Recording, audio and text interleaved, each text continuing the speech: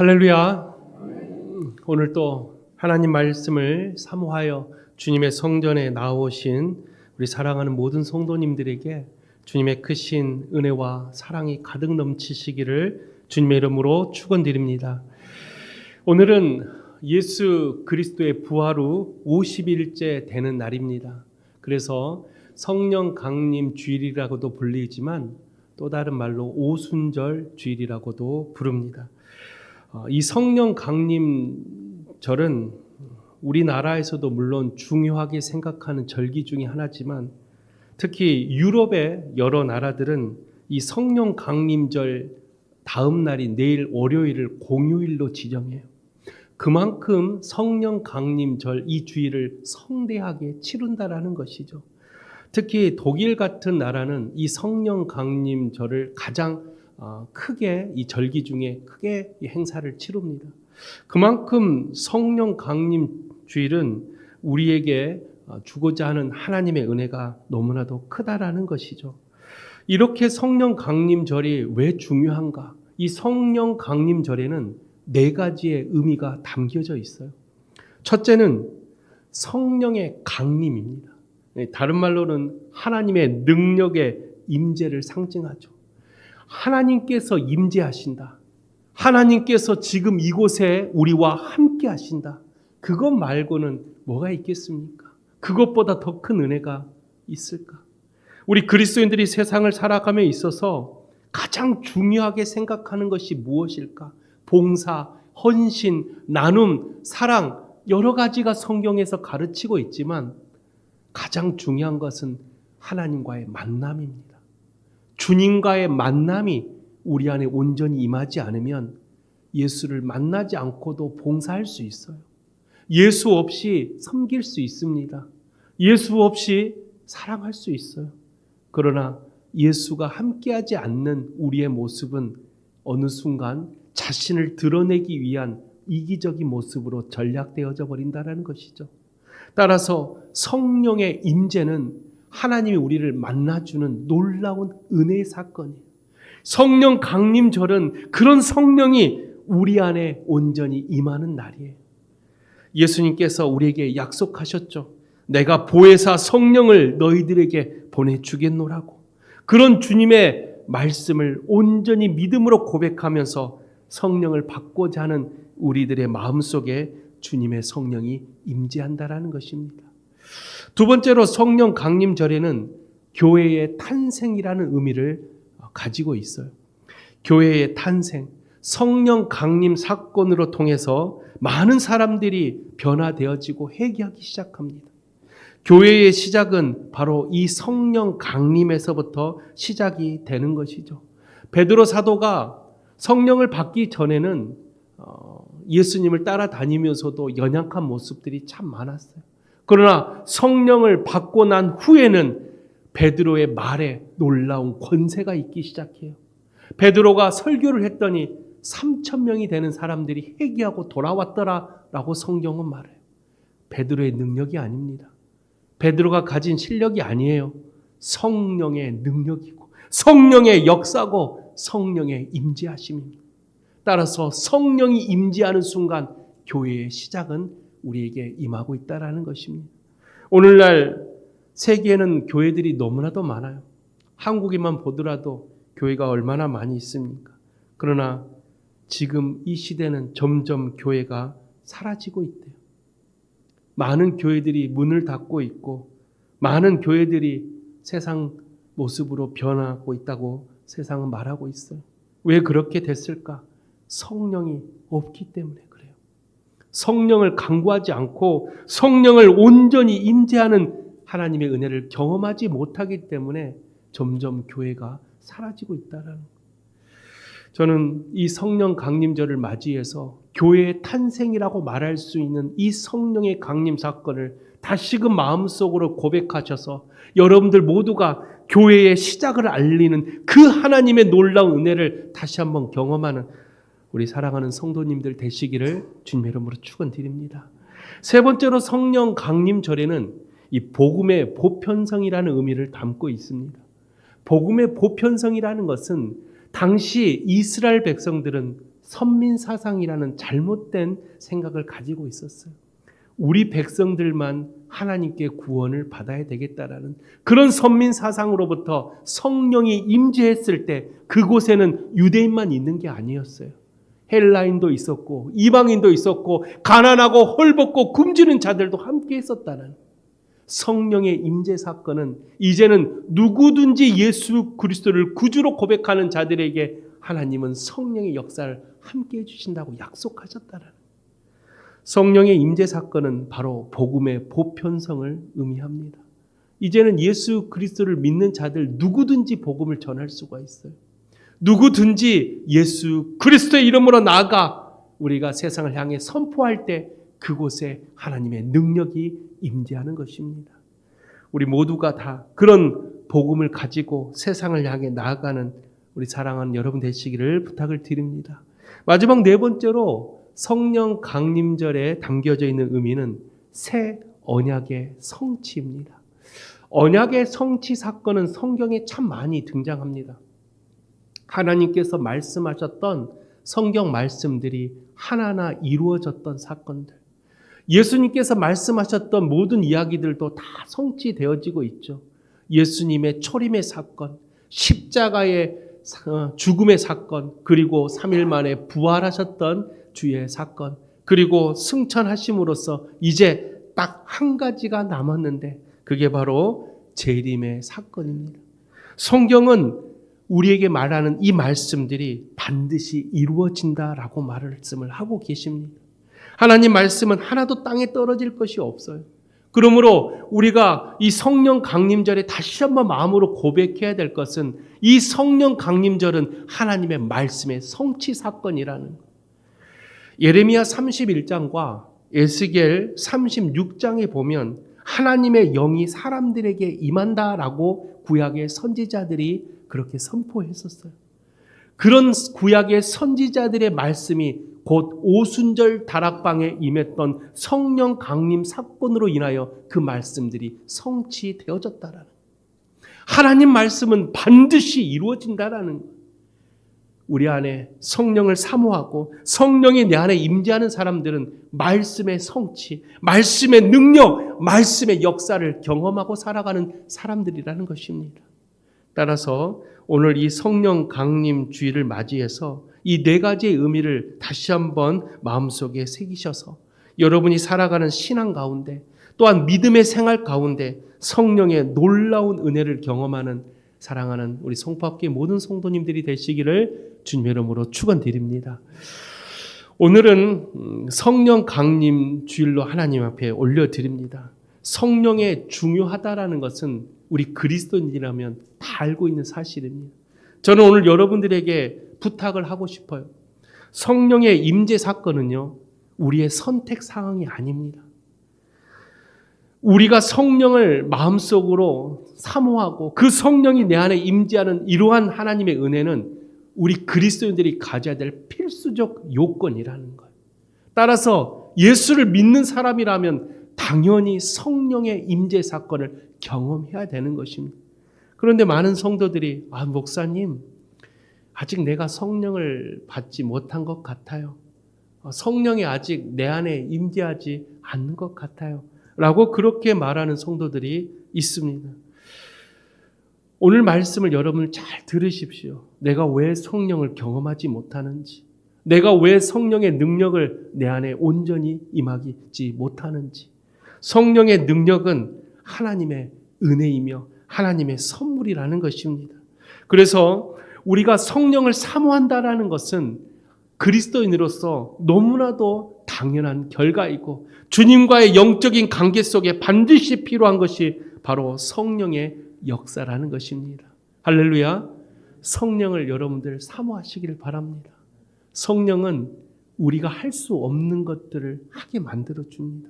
성령은 우리가 포기하고 있을 때도 성령이 임재했을 때 우리가 그 모든 것을 이겨낼 수 있는 믿음을 가지게 해준다라는, 특별히 성령의 가장 큰 특징 중에 하나가 바로 우리의 죄성을 이기고 하나님의 성품을 닮아갈 수 있도록 도와주는 역할을 한다라는 것이죠. 그래서 다윗이요, 이 밧세바 사건을 딱 저지르고 나서 다윗이 회개 기도를 하기 시작합니다. 그때 했던 기도가 시편 51편 11절의 말씀. 그 말씀을 보면 다윗이 이렇게 고백합니다.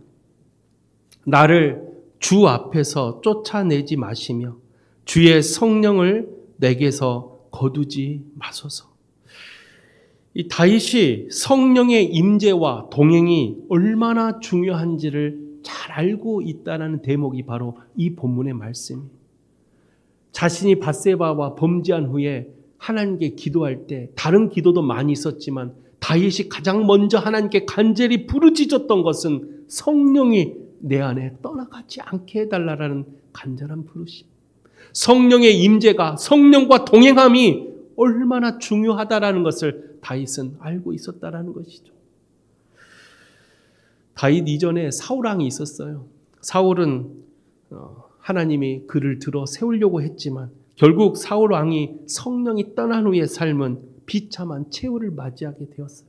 그 모습을 다윗은 잘 보고 있었죠. 성령이 떠난 삶의 그 마지막의 모습을 다윗은 너무나도 잘 알고 있었기에 다윗은 성령이 떠나는 것을 가장 큰 저주로 생각하고 있었다라는 것입니다.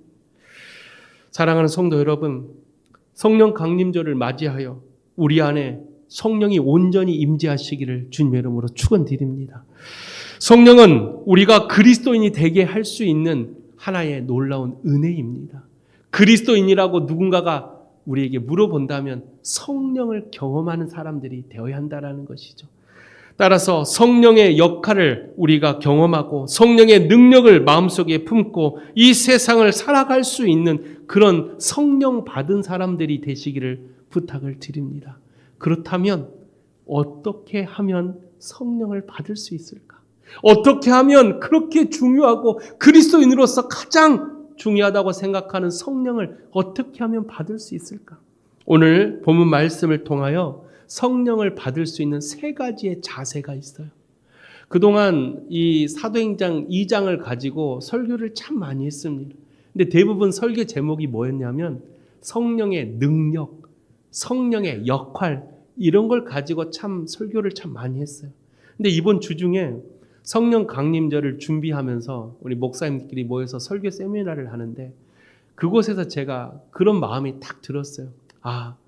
성령의 능력, 성령의 역할, 이런 성령의 임재에 대한 설교는 참 많이 했는데 이 성령을 받기 위한 우리들의 자세에 대한 설교는 한 번도 해본 적이 없는 것 같아요. 그래서 오늘 본문의 말씀을 묵상하고 기도해 봤더니 성령의 능력을 받기 위한 우리의 자세가 필요하는구나. 이 성령을 받기 위한 우리의 이 자세가 준비되어지 있지 않았기 때문에 우리가 성령을 받지 못했구나 라는 그런 마음이 내 마음속에 탁 떠오르더라고요.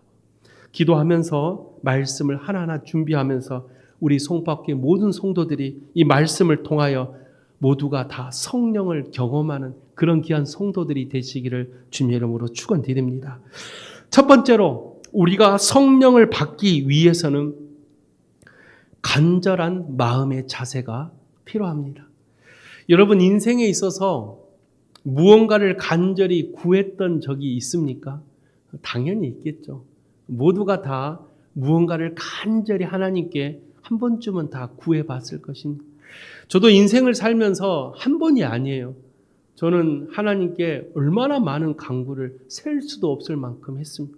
그런데 참 놀랍게도 간구한 것이 모든 게 다 응답받았다면 얼마나 좋았겠습니까? 간절히 부르짖었다고 생각했지만 그 부르짖음에 응답해줬던 모든 것이 아니었다라는 것을 알고 있어요. 여러분들은 어떻습니까? 간절히 하나님께 부르짖었는데 그때마다 응답을 받으셨습니까? 아니면 간절히 부르짖었는데 어쩔 때는 하나님이 응답하시고 어쩔 때는 응답하지 않는 것을 여러분들 혹시 깨달으셨습니까? 그렇다면 여러분이 간구할 때 그 간구는 누구를 위한 간구였습니까?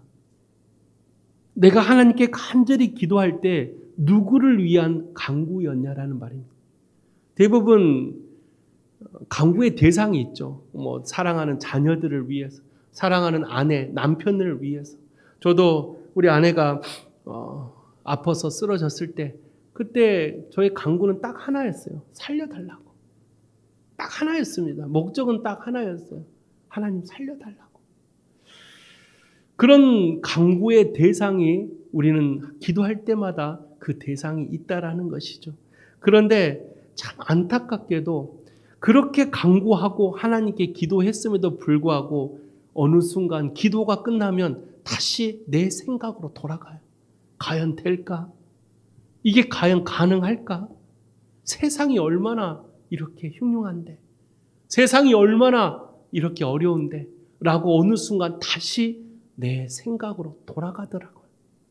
우리는 하나님께 나름대로 열심히 구했다고 생각하지만 하나님께서 기뻐하시는 구함은 우리가 제대로 하지 못했다라는 것이죠.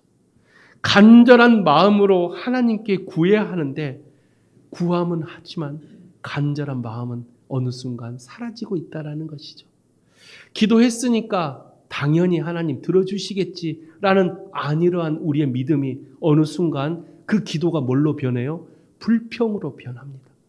하나님의 원망으로 변해요. 하나님, 내가 얼마나 기도 많이 했는데, 내가 얼마나 교회 봉사 많이 했는데, 내가 얼마나 열심히 교회 생활했는데 라고 어느 순간 불평으로 변하고 있는 나의 모습을 볼 때가 종종 있다라는 것입니다. 그렇다면 간절한 마음이란 무엇일까? 간절한 마음으로 우리는 구했다고 생각하지만 하나님이 기뻐하시는 간절함이 아니었다면 우리가 생각하는 간절한 마음이란 무엇일까? 성경이 말하는 간절한 마음이라는 것은 참 놀랍게도 우리는 간절한 기도를 드릴 때 어떤 걸 해결해 달라라는 목적으로 기도하지만 성경이 말하는 간절함은 그게 아니라는 거예요. 이 목적을 해결해 주면 열심히 살겠습니다 라는 그 목적에 있지가 않았다라는 거예요. 성경이 말하는 간절함은 그 기도를 통한 하나님과의 관계에 있었어요. 우리는 간절히 기도할 때 이거 해결해 주세요. 우리 자녀들의 문제 해결해 주세요. 우리 집안의 이런 어려움을 해결해 달라는 어떤 목적을 가지고 기도하지만 성경이 말하는 간절함은 그 기도를 통한 하나님과의 관계가 회복되어지기를 하나님은 원했다라는 거예요. 우리의 간절함이 내 문제를 해결함에 있다면 어느 순간 이 문제가 우리는 불평과 원망으로 변해요. 그러나 우리의 간절한 기도가 하나님 영적으로 주님과의 좀 더 가까이 갈 수 있는 하나님과의 관계에 있다면 하나님은 어느 순간 우리가 구하지도 않는 문제들을 다 해결해 주신다라는 거예요.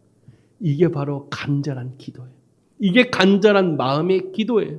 이 간절한 마음으로 우리는 기도하지 않고 그저 내 목적만 해결하고자 하는 그런 기도만 드렸다면 하나님은 그 기도를 기쁘게 받지 않았다라는 거예요.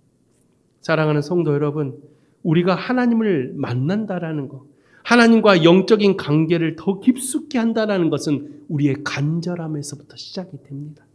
신명기 6장 5절에 보면 쉐마의 말씀이 있죠. 너는 마음을 다하고 뜻을 다하고 힘을 다하여 내 하나님 여호와를 사랑하라. 근데 우리는 앞에 세 가지를 빼고 뭐만 해요? 하나님 사랑합니다. 이렇게만 고백해요. 하나님 사랑합니다. 그러니 그 사랑이 어느 순간 깨져버린다라는 것이죠. 우리가 가정이 평안하고 삶이 평안할 때는 주님 사랑합니다. 그러나 고난이 닥쳐오고 삶이 어려움이 닥쳐오고 내가 하는 일마다 잘 풀리지 않으면 어느 순간 불평과 불만으로 변할 때가 한두 번이 아니에요. 그렇게 주님은 사랑하라고 가르쳤는데 어느 순간 누군가를 비난하고 있고 누군가를 원망하고 있고 내 입술에 불평이 넘치고 있는 나의 모습을 볼 때 어찌 하나님의 사랑을 전하지 못하고 있을까? 왜 우리는 이렇게 연약할까? 하고 다시 기도의 자리로 무릎 꿇을 때 주님이 진정으로 원하는 것은 나와 너와의 만남이라는 거예요. 그 만남을 통하여 나의 삶을 변화시키고 그 만남을 통해서 나의 모든 것들이 하나님께로 돌아간다면 주님은 우리의 모든 것을 아시고 하나님이 우리의 문제와 우리의 어려움을 다 해결해 주신다라는 거예요. 사랑하는 성도 여러분, 오늘 본문에 임했던 오순절 다락방에 성령 강림 사건은요, 그들을 로마의 제국에서부터 벗어나고자 하는 게 목적이 아니었어요. 그러나 그곳에 모인 많은 사람들은 성령이여 빨리 임재하셔서 이 로마를 무너뜨리고 하나님의 나라를 다시 세워달라고, 이스라엘 나라를 다시 재건하여 그 로마를 우리 발밑으로 다시 무너뜨리게 해달라는 그런 마음을 가지고 기도했던 사람들이 참 많았다라는. 주님의 성령의 이 강림 사건은 그게 목적이 아닌데, 잃어버린 하나님을 다시 만나고 베드로처럼 3번 예수를 부인했던 우리의 믿음이 다시 회복되어지는 사건이 바로 성령 강림 사건이에요. 당시에 수많은 사람들은 바리새인, 사두개인처럼 하나님을 믿는다라고 말하지만 어느 순간 이기적인 신앙, 남을 지적하고 남을 비난하는 그런 형식적인 신앙으로 살아갔던 유대인들이 너무나도 많았어요. 그런 유대인들을 보며, 그런 이스라엘 백성들을 보며, 그런 수많은 백성들을 보며 하나님은 성령의 임재를 통하여 그들의 마음을 변화시키고자 했다라는. 사랑하는 성도 여러분, 우리가 진정으로 성령을 받으려면, 성령을 경험하려면 우리 마음속에 간절한 마음이 필요합니다. 그 간절한 마음은 우리가 원하는 목적이 아니라 하나님과의 영적인 관계 회복이 먼저 우선순위 돼야 된다는. 여러분, 하나님을 진정으로 사랑하십니까? 성령의 임재하심을 경험하고자 하십니까? 그렇다면 하나님 앞에 간절한 마음으로 주님과의 만남을 먼저 강구해 보십시오. 그 강구가, 그 만남이 여러분의 모든 문제를 해결하는 시작이 될 것입니다. 잠언 8장 17절에 이렇게 말합니다. 나를 사랑하는 자들이 나의 사랑을 입으며 나를 간절히 찾는 자가 나를 만날 것이니라. 할렐루야. 간절히 찾는 자가 주님을 만난다는 것입니다. 사랑하는 성도 여러분, 주님을 간절히 찾고 주님을 만나서 그 성령을 경험하여 여러분이 살아가는 삶 가운데 모든 어려움과 모든 고난과 역경들이 주님이 해결해 주시는 그런 은혜를 경험하시기를 주님의 이름으로 축원드립니다. 하나님을 만나는 것이 우리의 첫 번째 목적이라면 그게 바로 간절함에서부터 시작이 돼야 돼요. 예배의 자리로, 기도의 자리로 나의 간절함을 가지고 마치 한나가 기도하는 것처럼, 갈멜살에 엘리야가 무릎을 꿇고 기도했던 것처럼, 겟세마네 동산에서 우리들을 위해서 피눈물을 흘렸던 예수님처럼 간절함으로 주님을 찾을 때 주님은 우리를 만나 주신다라는 그런 성령의 임재함을 경험하는 우리 사랑하는 모든 성도님들이 되시기를 주님의 이름으로 축원드립니다. 두 번째로 성령을 받기 위해서는 온전한 순종의 자세가 필요합니다. 오순절 다락방에 모였던 120문 성도에게 성령이 임했던 것은 순종의 결과예요. 왜 순종의 결과일까? 예수님께서 승천하시기 전에 제자들에게 뭐라고 약속하셨어요?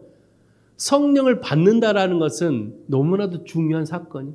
근데 대부분 이 제자들이 그 말씀에 성령을 받고자 하는 마음은 있었지만 그 앞에 있는 구절을 잘 기억하지 못했어요. 그 앞에 있는 구절이 뭐예요? 너희들이 예루살렘을 떠나지 말고 라고 말을 해요. 그 말이 무슨 말이냐? 예루살렘이 어디입니까? 지금 로마가 핍박과 로마의 지배가 가장 많은 곳이 바로 이 예루살렘이었어요. 그런데 대부분 사람들은 그 고난과 그 역경이 힘들어서 도망가는 사람들, 그러면서 하나님 축복해 달라고, 하나님 나를 도와달라고, 내 발걸음은 그 고난과 그 역경을 피해서 세상 곳으로 향하면서 주님 나를 좀 도와달라고 이렇게 기도하는 사람들이 너무나도 많다라. 예수님은 그렇게 말씀하지 않으셨어요. 어떠한 고난과 역경이 있을지라도 예루살렘을 떠나지 말아라.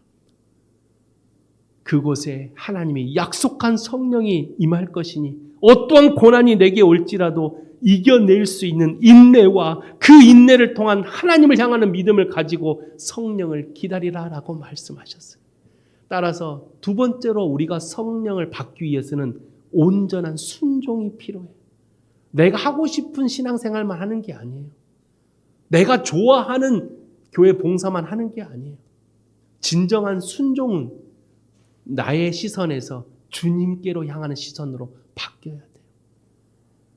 내가 교회 안에서 뿐만 아니라 세상에서 그리스도인으로 살아간다라는 것은 쉽지 않습니다. 그러나 오늘날 많은 성도들이 편리주의에 빠져버렸어요. 편리주의의 신앙이 빠져버렸다라는. 많은 젊은 사람들이 자꾸만 교회 안에 시스템을 바라보고 교회를 갑니다. 물론 그 마음 이해가 돼요. 교회 안에 여러 가지 좋은 조건들이 갖춰진 교회들을 사람들은 많이 찾아가려고 하죠. 그러나 우리가 진정으로 우선시 돼야 될 것은 말씀에 있어야 돼요. 말씀의 순종이 우리 안에 온전히 임하지 않는다면 아무리 화려한 우리의 신앙생활을 하고 있다 할지라도 말씀에 대한 순종이 없으면 성령을 받을 수가 없어요. 고난이 내게 올지라도 예루살렘을 떠나지 않는다라는 이 예수님의 말씀은 내 삶 가운데 어떠한 십자가의 길을 걸어갈지라도 내가 가시밭길을 걸어갈지라도 끝까지 주의 말씀에 순종하겠습니다 라는 이러한 고백이 성령의 임재를 경험하는 사람들의 고백이라는 것입니다. 오순절 다락방에 이 120명 성도가 그냥 모인 게 아니에요. 예루살렘이 아까 어디라 그랬어요? 로마의 핍박이 가장 심했던 곳이. 그곳에서 120명이라는 사람들이 함께 모여서 집회를 한다? 그러면 뭐가 문제입니까? 로마 병사에게 걸리기 가장 좋은 모습 아닙니까? 한 명이 숨어서 기도하면 모를 수 있어요. 2명, 10명 점점 사람이 많아질수록 주변에 그 모임이 걸리기 쉽죠. 100명이 넘는 사람들이 모여서 기도했다? 주변에 금방 소문이 나요. 그러면 로마의 병사들이 언제든지 닥쳐 그들을 잡아다가 죽이거나 감옥에 가둘 수 있었다는. 그런데도 그들이 어때요? 죽으면 죽으리라는 마음으로 마가의 다락방에 모였다라는. 왜요? 예수님의 말씀에 순종하기 위해서. 예루살렘을 떠나지 않고 내가 너희들에게 보혜사 성령을 보내줄 테니 인내하고 기다리라는 그 예수님의 말씀에 온전히 순종하고자 그 마가의 다락방에 모였던 이 120은 성도에게 성령의 임재의 역사를 경험했다라는 거예요. 온전한 순종은요, 목숨을 내어건 순종이 필요해요. 에스더가 왕 앞에 나아갈 때 뭐라고 고백합니까? 죽으면 죽으리라. 그게 진정한 순종의 자세예요. 이 길은 좀 힘든데 주님 제가 봉사할게요.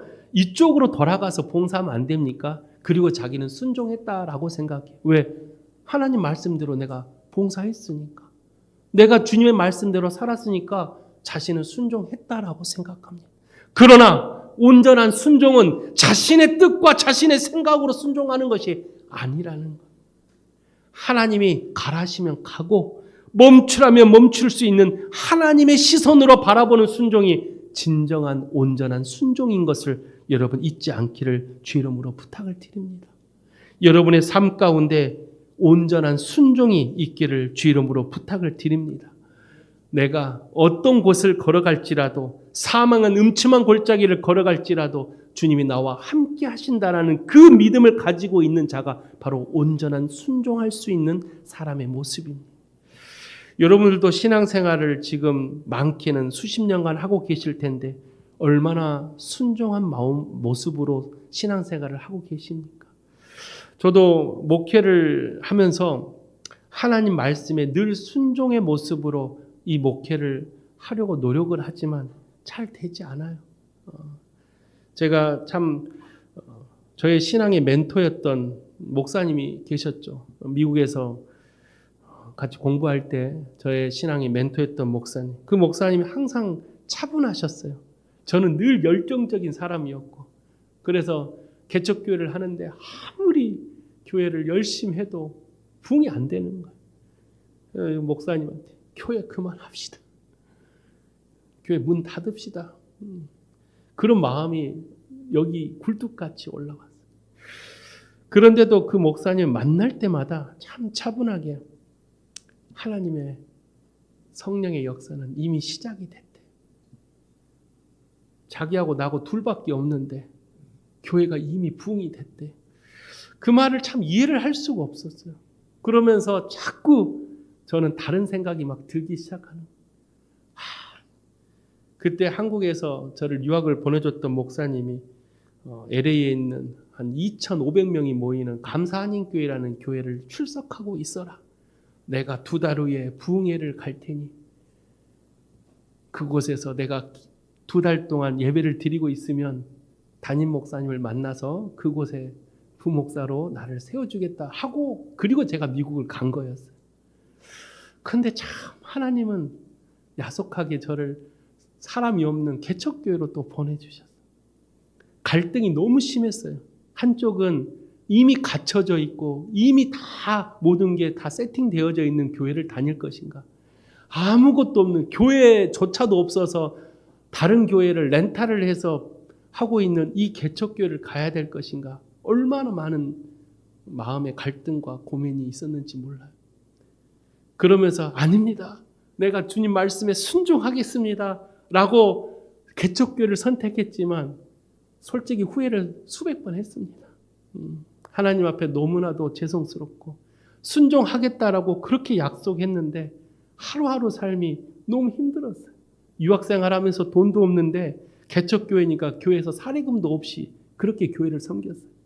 몇 달을 그렇게 교회 사례금 없이 섬기면서 과연 이 길이 맞나? 이게 정말 순종의 길이 맞나? 하나님, 한 거 아닙니까? 라고 마음속에 점점 순종이 자꾸만 불평으로 변하면서 다른 길로 가려고 할 때마다 그 멘토였던 목사님이 저를 콕콕 잡아줬어요. 저는 지금 생각해 보면 그 성령의 임재는, 나에게 오셨던 그 성령 임재는 그 멘토 목사님을 통해 주님은 주셨다라고 생각해요. 직접 성령을 내가 경험할 수도 있지만 하나님은 때로는 우리 주변의 환경과 사람을 통해 우리에게 은혜를 끼칠 때가 있어요. 여러분들도 신앙생활 하다 보면 누군가가 찾아와서 나의 연약했던 마음을 위로해 줄 사람들이 가끔 나타났을 거예요. 그게 하나님의 성령의 임재 사건이에요. 그런 사람들의 위로가 다시 내 발걸음을 교회로 향하게 하고 내 발걸음을 기도의 자리로 향하게 했다면 그게 성령의 역사라는 거예요.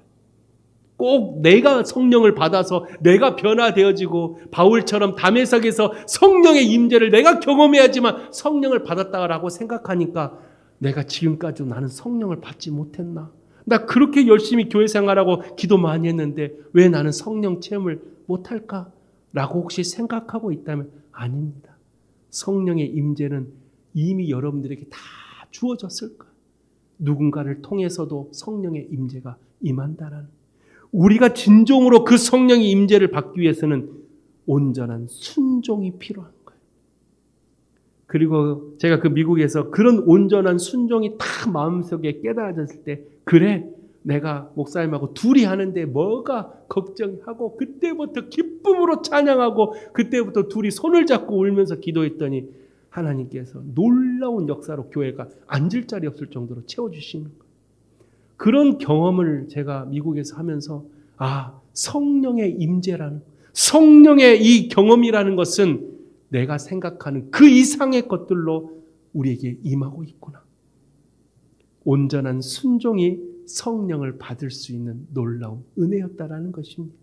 사랑하는 성도 여러분, 여러분들도 성령의 사건을 경험하기 위해서는 온전한 순종이 필요하다라는 것을 여러분 꼭 기억하셔서, 온전한 순종은 내 생각을 내려놓는 거예요.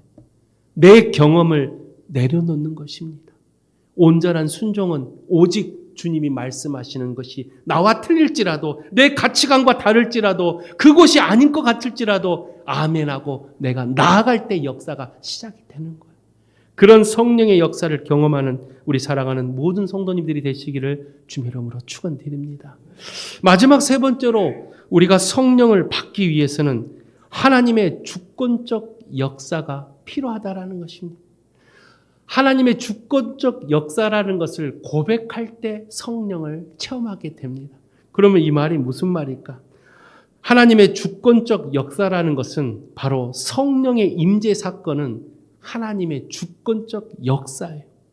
그런데 간혹 내가 이 정도 했으니 내가 이제는 성령을 경험할 때가 됐는데, 내가 이렇게 간구했으니까 은사 받을 때 됐는데, 내가 이 정도 했으니 하나님 나에게 축복 줄 때가 됐는데 라고 하나님의 주권적 역사를 자신의 생각에 가둘 때가 종종 있다라는. 저도 주변에 많은 성도들이 찾아와 상담을 할 때, 목사님, 제가 이번 한 주간 금식 기도했는데 왜 기도 응답이 없을까요? 이렇게 고백하는 사람들을 참 많이 만나요. 기도의 응답은 뭡니까? 하나님의 주권적 역사예요. 우리가 일주일 금식했으니 당연히 기도 응답을 받아야 된다? 아니요. 하나님의 역사는 하나님의 주권이에요. 성령의 능력도 하나님의 주권이고 기도의 응답도 하나님의 주권이고 우리가 세상을 살아감에 있어서 모든 세상 모든 만물의 주관자가 되신 하나님께서 역사하셔야지만 이루어지는 게 하나님의 주권적 역사라는. 그런데 우리는 자꾸 내가 이렇게 했으니 당연히 이렇게 받아야 되는데 라는 그런 잘못된 우리의 생각이 하나님의 주권적 역사가 아닌 하나님보다 앞서가는 신앙을 가질 때가 참 많습니다. 오늘 본문에 하나님의 주권적 역사는 뭘로 나타났어요? 언어라는 것으로 나타났어요.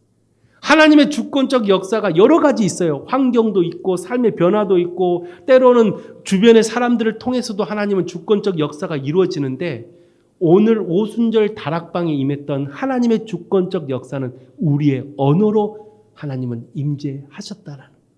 마가의 다락방에 모였던 사람들은 각각 지역에서 찾아와서 기도하기 시작해요. 한마디로 말하면 한국 사람, 중국 사람, 일본 사람, 미국 사람들이 모여서 기도를 하기 시작해요. 그런데 성령이 그곳에 임재하는 순간 자신들의 각자의 언어로 기도했는데 내 귀에 뭐가 들렸어요?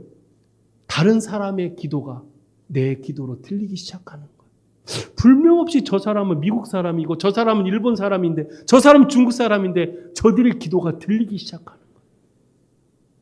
하나님의 주권적 역사가 이루어지는 현장.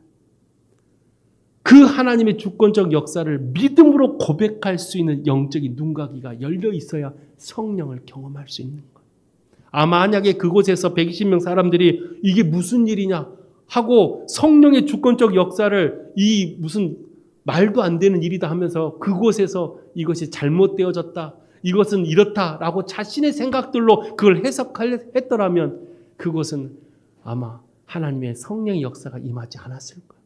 그러나 그들이 이 언어가 자신의 말로 들려졌을 때 그곳에 어떤 은혜가 임합니까? 더 기도가 더 뜨겁게 이루어졌다는. 그 말은 뭐예요? 그게 하나님의 성령의 역사라는 것을 인지했기에 그것을 떠나지 않고 더 열심히 기도하기 시작해요. 여러분, 우리의 언어가 예수 안에서 하나가 된다라는 게 하나님의 주권적 역사라면 이거는 오랜 시간을 통해 하나님 우리에게 주어졌던 하나님의 섭리적 사건이에요. 바벨탑 사건에서 우리 언어가 어떻게 됐습니까? 나눠졌죠. 분리되어졌다라는. 하나님은 오랜 시간을 통해서 예수 안에서 하나 되라고, 내가 주 안에서 하나 되라는 이 하나됨의 공동체를 하나님은 우리에게 끊임없이 말씀하고 또 말씀하셨어요. 그 말씀이 언제 성취되어졌냐? 성령을 경험한 자들에게 이루어졌다라는. 성령을 경험한 자들이 그들이 말하는 이 언어가 이제는 다른 사람과 다른 분리된 언어가 아니라 하나된 언어란. 그렇다고 해서 내가 갑자기 뭐 중국말을 하고 일본어를 하고 뭐 영어를 하라는 게 그게 성령의 능력이 아닙니다. 근데도 실은 저는 미국에 있을 때 한 청년을 만났는데 그 청년이 미국에 온 지 딱 2달 만에 미국 사람들과 이렇게 대화를 할 수 있을 정도로 쉽게 언어를 습득하는 걸 봤어요. 저도 정말 놀랐어요. 그 친구가 한 번도 영어를 배워본 적이 없어요. 근데 찬양 간사였는데 이 찬양 팀에서 미국으로 연수 오려고 와서 이 지역마다 이렇게 찬양 팀을 하는 그런 한 청년이었는데 한 번도 한국에서 영어를 배워본 적이 없대. 그냥 중고등학교 학교에서 하는 영어 수업만 들었는데 와서 딱 2달 만에 현지인들과 소통할 수 있을 정도로 바로 언어가 돼요. 저 그걸 실제로 보면서 깜짝 놀랐어요. 그리고 걔가 자기도 신기해서 근처에 있는 중국인 학교를 다녔대. 한 달 만에 중국인들과 소통할 수 있는 언어가 돼버려요. 한 달, 2달 그 언어를 들으면 그냥 쉽게 다른 사람과 대화할 정도의 언어가 될 정도로 이 언어 습득 능력이 너무나도 뛰어난 한 청년을 제가 실제 봤어요. 그걸 보면서도 오늘 말씀을 준비할 때, 이건 그 청년의 능력이 아니라 하나님의 은혜다. 왜? 그 친구를 통해서 전 세계로 찬양 사역을 쓰시고자 하나님께서 이 청년에게 특별한 성령을 임하게 해주셨던 거예요. 그래서 그 청년이 전 세계를 다니면서 가는 곳곳마다 그 언어로 찬양을 불러요. 이게 쉬운 일이 아닙니다. 엄청난 어려운 일인데 하나님은 그런 성령의 능력으로도 때론 임하신다라는 거예요. 우리가 진정으로 하나님의 주권적 역사를 믿음으로 고백할 때 주님도 우리를 통해 역사하시는 것을 경험할 때가 와요. 우리는 그러면 뭐라고 고백해야 됩니까? 주님, 내가 여기 있사오니 나를 들어 사용해 달라라는 게 하나님의 주권적 역사를 인정하고 고백하는 사람들의 고백이에요. 내가 하는 게 아니에요. 나를 들어 사용해 달라고. 주님, 나를 통해 하나님의 나라가 이 땅에 임하게 해달라고. 그게 하나님의 주권적 역사를 경험하는 자들의 고백이 된다라는, 그런 사람들이 바로 성령을 경험하고 성령을 체험하는 사람들이라는 것입니다. 예수님은 사도행전 1장 8절에 우리에게 명령하셨죠. 오직 성령이 너희에게 임하시면 너희가 권능을 받고 예루살렘과 온 유대와 사마리아 땅끝까지 이르러 내 증인이 되리라. 우리가 증인이 되기 위해서는 성령을 받아야 되는데 그 성령을 받기 위해서는 하나님의 주권적 역사를 고백할 수 있어야 돼. 성령이 임재한 사건이 내가 대단해서가 아니라, 내가 뛰어나서가 아니라 하나님의 주권적 역사임을 고백할 때 하나님 나를 들어 사용하기 시작해요. 바울 사도가 왜 하나님께 쓰임 받은지 아십니까? 바울 사도가 담에색에서 부활하신 예수님을 경험했을 때, 그때 바울은 뭐라고 말했어요? 나 같은 사람을 만나 주시냐고 하면서 예수님의 부활을 인정한 거예요. 그 전까지는 지금 담에색을 뭐하러 갔어요? 예수 믿는 사람들을 잡아 죽이려고 가는 발걸음에 부활한 예수님을 만나고 예수님의 주권적 역사를 고백한다라는 게 이게 쉬운 일이 아니에요.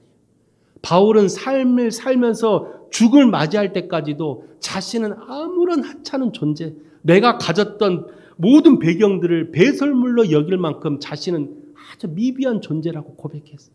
모든 것이 하나님의 은혜고 모든 것이 성령의 역사임을 고백했던 바울, 늘 하나님의 주권적 역사를 믿음으로 고백했기에 하나님은 바울을 들어 사용했다라는, 중간중간마다 바울은 자기의 능력을 펼칠 수도 있었어요. 자신이 가졌던 배경을 가지고 일을 할 수 있었어요. 그때마다 바울은 어떻게 했어요? 하나님께 가시를 달라 해서 스스로가 더 낮고 낮은 곳으로 내려갔다라는, 자신의 능력이 아니라 하나님이 주시는 주권적 역사를 가지고 복음을 가지고 세상 땅끝까지 나아갔다라는, 그런 바울을 하나님은 들어 사용했다라는. 저는 우리 송파교회 성도님들이 이런 성령을 경험하기 위해서는 살아 역사하신 하나님의 이 섭리적 사건을 영적으로 고백할 수 있는 사람들이 되시기를 주 이름으로 축원드립니다. 지금 내가 여기 서 있는 것도 하나님의 섭리적 사건이에요. 여러분이 지금 여기 앉아 있는 것도 내가 나온 게 아니에요.